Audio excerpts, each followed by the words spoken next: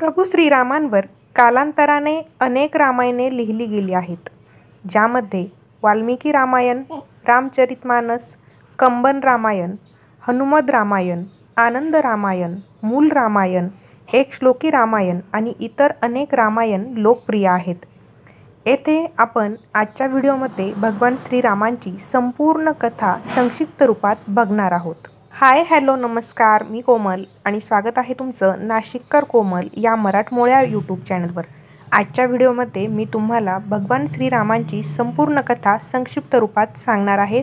चला तर मग आजच्या व्हिडिओला सुरुवात करूया. व्हिडिओ बघत असताना कमेंटमध्ये जय श्रीराम असं जरूर लिहा. त्रेतायुगात अयोध्येचे सूर्यवंशी राजा दशरथ यांच्या 3 राण्या होत्या.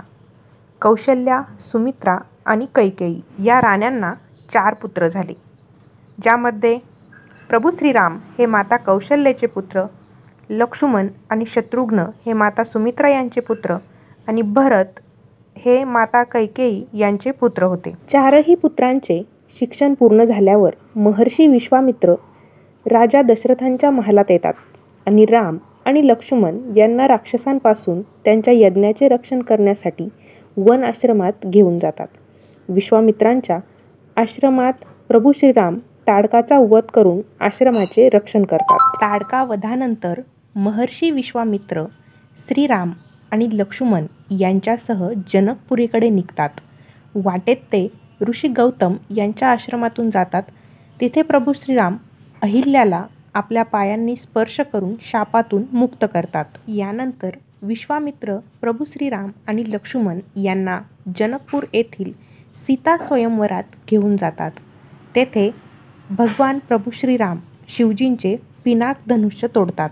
नंतर पुढे राजा दशरथांच्या 4ही मुलांचा विवाह राजा जनक आणि त्यांचा धाकटा भाऊ कुशध्वज यांच्या मुलींशी होतो. त्यामध्ये प्रभू श्रीरामांचा विवाह माता सीतेशी, लक्ष्मणांचा विवाह उर्मिलाशी, मांडवीचा विवाह भरतशी आणि शत्रुघ्नाचा विवाह श्रुतकीर्तीसोबत होतो. देवासूर संग्रामात राजा दशरथ यांना राणी कैकेयीने साथ दिली होती. यावर राजा दशरथ त्यांना 2 वर पूर्ण करण्याचे वचन देतात. प्रभू श्रीरामांच्या राज्याभिषेकाच्या तयारीच्या वेळी मंथराच्या प्रेरणेवर राणी कैकेयीने प्रभू श्रीरामांसाठी 14 वर्षांच्या वनवासाचे वरदान मागितले आणि राणी कैकेयीने आपला मुलगा भरत याला अयोध्येचा राजा बनवले. आपले वडील दशरथ यांचे वचन पूर्ण करण्यासाठी भगवान प्रभू श्रीराम आपली पत्नी सीता आणि भाऊ लक्ष्मण यांच्यासह नियमाप्रमाणे संन्याशाचा वेश धारण करून 14 वर्षांसाठी वनात गेले. प्रभू श्रीराम, लक्ष्मण आणि माता सीता यांना निषादराज केवट नाविकाने गंगा पार करून दिली. जेव्हा प्रभू श्रीराम पारितोषिक देऊ इच्छिता तेव्हा नाविक म्हणतो की ज्याप्रमाणे मी तुम्हाला गंगा पार करून दिली त्याचप्रमाणे तुम्ही मला आणि माझ्या कुटुंबालाही भवसागर पार करवून द्या. दंडकवनात रावणाची बहीण शूर्पणखा सुंदर अप्सरा नयनताराच्या रूपात झोपडीच्या बाहेर बसते आणि प्रभू श्रीरामांना तिच्याशी लग्न करण्यास सांगते. प्रभू श्रीराम नकार देतात. नकार दिल्यावर ती लक्ष्मणाकडे आग्रह धरते. त्यानंतर ती माता सीतेला मारायला देखील धावते. हे पाहून लक्ष्मणजी तिचे नाक कापतात. आपल्या कापलेल्या नाकासह शूर्पणखा, तिचा भाऊ आणि दंडक जंगलातील राक्षस राजा खार आणि दूषणकडे जाते.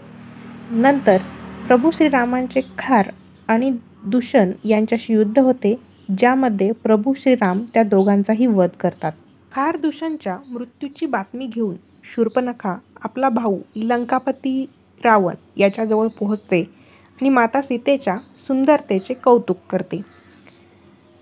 त्यामुळे सीतेचे अपहरण करण्यासाठी ती आपल्या भावाला म्हणजे रावणाला भडकवते.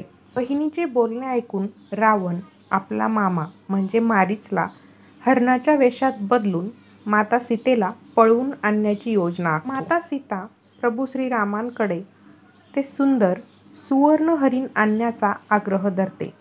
प्रभू श्रीराम त्या हरणाला आणण्यासाठी जंगलात जातात. हरणाचे रहस्य उघड झाल्यावर प्रभू श्रीराम त्या हरणाला मारतात.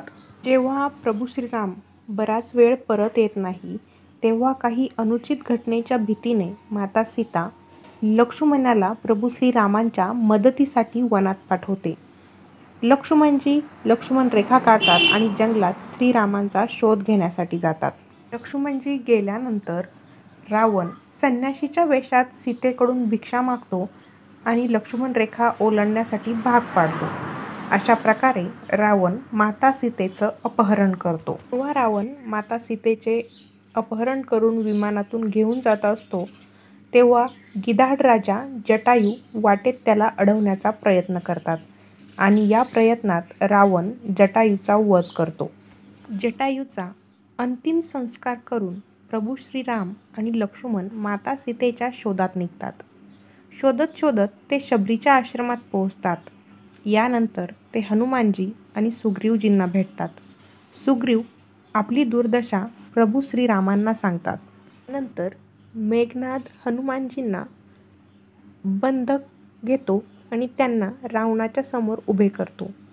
त्यानंतर हनुमानजी रावणाला श्रीरामांसमोर शरण येण्यास किंवा युद्धासाठी तयार होण्यास सांगतात. हे ऐकून रावण हनुमानजींच्या शेपटीलाच आग लावतो.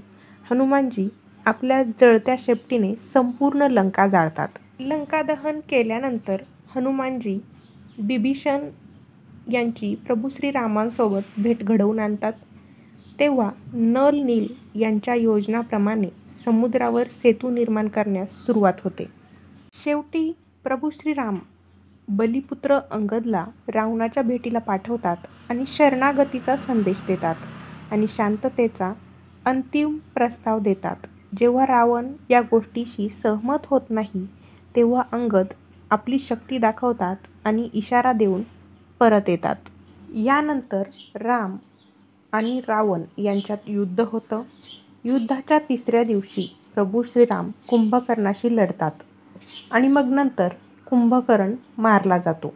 कुंभकर्ण आणि रावणाच्या मुलांचा वध केल्यानंतर लक्ष्मण आणि मेघनाद यांच्यात युद्ध होते.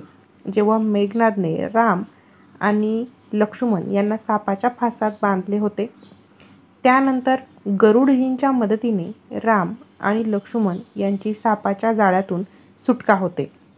नंतर मेघनादांच्या हल्ल्यामुळे लक्ष्मणजी बेशुद्ध होतात. त्यानंतर वैद्यराज सुषेण यांच्या सांगण्यावरून हनुमानजी लक्ष्मणजींसाठी संजीवनी वनस्पतीचा डोंगर आणतात. संजीवनी बुटीच्या मदतीने लक्ष्मणजी शुद्धीवर आल्यावर लक्ष्मणजी पुन्हा मेघनादशी लढतात आणि शेवटी ते मेघनादला मारतात. यानंतर राम आणि रावणात घनघोर असं युद्ध होतं.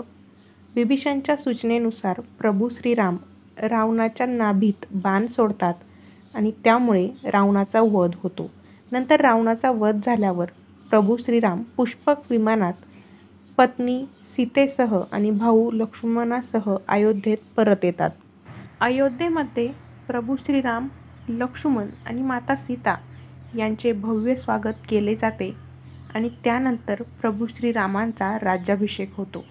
राज्याभिषेकात हनुमानजी, सुग्रीव, जामवंत, अंगद यांच्यासह वानर सेना देखील सामील असते. इति रामकथा समाप्त. तर मंडळी, अशा प्रकारे आजच्या व्हिडिओमध्ये आपण संपूर्ण रामकथा संक्षिप्त रूपात बघितलेली आहे. व्हिडिओ तुम्हाला आवडला असेल तर व्हिडिओला लाईक नक्की करा, जास्तीत जास्त शेअर करा.